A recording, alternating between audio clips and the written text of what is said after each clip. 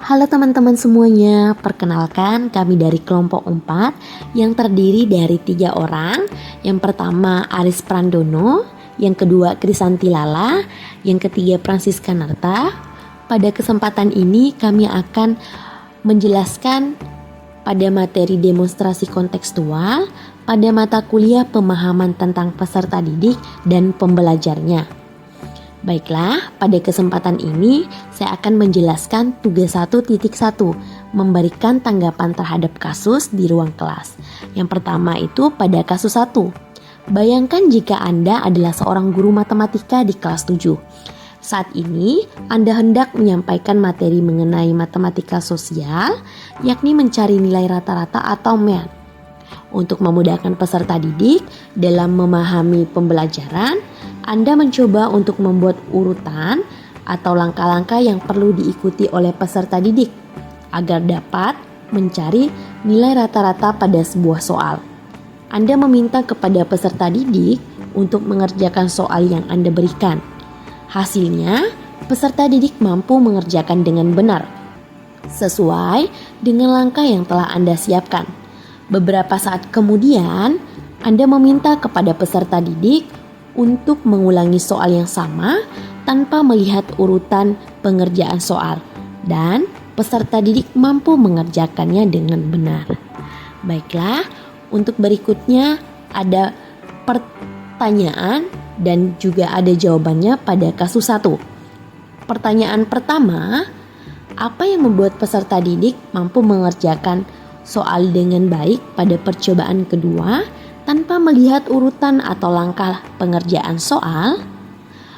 Menurut kami, siswa mampu mengerjakan soal pada percobaan kedua adalah karena mereka telah memahami konsep dasar dalam mencari nilai rata-rata. Pada percobaan pertama, mereka mengikuti urutan pengerjaan soal yang telah disiapkan oleh guru sehingga mereka dapat menyelesaikan soal dengan benar. Namun, setelah memahami konsep dasar tersebut, peserta didik dapat mengerjakan soal secara mandiri tanpa melihat urutan atau langkah pengerjaan soal. Karena mereka telah memahami langkah-langkah penting dalam mencari rata-rata. Dalam matematika sosial, pemahaman konsep dasar dan langkah-langkah penting sangatlah sehingga peserta didik dapat lebih mudah memahami menyelesaikan soal dengan baik. Baiklah, pada kasus 1 ini juga terdapat lagi pertanyaan yang kedua, yaitu sebagai seorang calon guru dalam kegiatan belajar, seperti apa metode di atas dapat diterapkan? Elaborasi jawaban Anda dengan menyertakan yang berkaitan. Metode di atas dapat diterapkan pada pembelajaran dengan metode yang digunakan dalam contoh di atas adalah metode demonstrasi.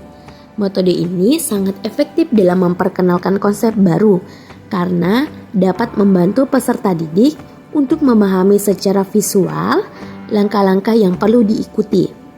Metode yang digunakan dalam contoh tersebut juga merupakan bentuk dari pembelajaran terarah, yaitu guru memberikan arahan dan panduan tentang konsep yang harus dipelajari oleh peserta didik. Teori yang berkaitan dengan hal tersebut adalah teori belajar konstruktivis. Teori ini menyatakan bahwa peserta didik membangun pemahaman dan pengetahuan baru melalui interaksi mereka dengan lingkungan, termasuk guru, teman sekelas, dan bahan belajar. Dan bahwa pengalaman langsung dan interaktif seperti yang terjadi dalam metode demonstrasi memfasilitasi proses pembangunan pengetahuan peserta didik. Baiklah, sekian pembahasan dari kasus 1. Selanjutnya untuk kasus berikutnya akan dijelaskan oleh Aris Prandono. Saya Aris Prandono akan melanjutkan penjelasan dari Krisanti Lala. Pada kasus 2 berbunyi demikian. Rina adalah seorang guru di kelas 1 SD. Sebagian besar peserta didiknya belum bisa berhitung dengan lancar. Rina sedang memikirkan cara yang sesuai untuk membantu setiap peserta didik menyelesaikan tentang belajarnya. Adapun pertanyaan pertama, apa yang dapat Rina lakukan untuk membantu peserta didiknya sesuai dengan tahapan perkembangan usia? Jawabannya, pertama, Rina dapat menggunakan metode pembelajaran yang sesuai dengan perkembangan kognitif peserta didiknya. Kedua, Rina dapat memberikan dukungan dan bantuan individual kepada peserta didik yang mengalami kesulitan belajar. Ketiga, Rina juga dapat menerapkan pembelajaran yang bervariasi dan menyenangkan untuk memotivasi peserta didiknya. Pertanyaan kedua, mengapa Anda menyarankan hal tersebut? Elaborasi jawaban Anda dengan menyertakan teori yang berkaitan. Adapun jawabannya, dengan cara tersebut, Rina dapat membantu peserta didiknya dalam memahami konsep matematika yang abstrak sesuai dengan tahapan perkembangan usia dan memperbaiki kemampuan berhitung peserta didik di kelas 1 SD. Baiklah, selanjutnya akan dibacakan oleh Francisca Narta. Saya Francisca Narta akan melanjutkan penjelasan materi dari Aris Prandono, yaitu pada tugas 1.1 memberikan tanggapan terhadap kasus di ruang kelas. Kasus 3. Made adalah seorang guru yang mengajar di salah satu sekolah negeri wilayah Bali. Ia mengampu mata pelajaran bahasa Indonesia. Ia hendak mengajarkan materi teks deskripsi pada peserta didiknya. Pada buku cetak yang menjadi panduannya saat mengajar, terdapat beberapa contoh teks deskripsi menceritakan tentang bangunan-bangunan pencakar langit yang ada di ibu kota. Dengan memperhatikan latar belakang setiap peserta didiknya, Made pun mencoba untuk memberikan contoh yang berbeda.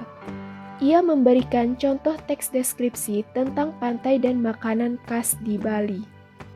Pertanyaan dan jawaban kasus 3. Pertanyaan nomor 1. Menurut Anda, apakah pertimbangan dan keputusan Made sudah sesuai? Mengapa demikian? Jawabannya, pertimbangan dan keputusan Made dalam memberikan contoh teks deskripsi tentang pantai dan makanan khas di Bali sudah tepat dan sesuai, karena Made bisa mencontohkan sesuai dengan latar belakang peserta didiknya, sehingga peserta didik lebih mudah memahami materi teks deskripsi tersebut.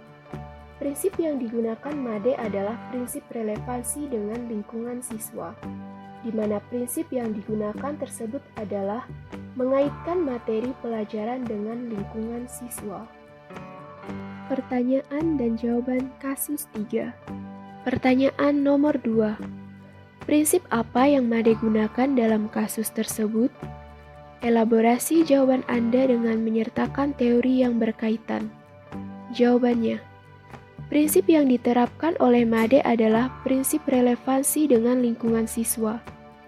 Prinsip tersebut sejalan dengan teori konstruktivisme yang dikenal oleh Lev Vygotsky, di mana teori itu menekankan pentingnya konteks sosial dan lingkungan dalam pembelajaran. Kemudian mengaitkan pembelajaran dengan lingkungan dan budaya peserta didik dapat membantu peserta didik agar lebih memahami materi pelajaran yang disampaikan. Sekian penjelasan materi yang dapat kita sampaikan. Kita ucapkan terima kasih.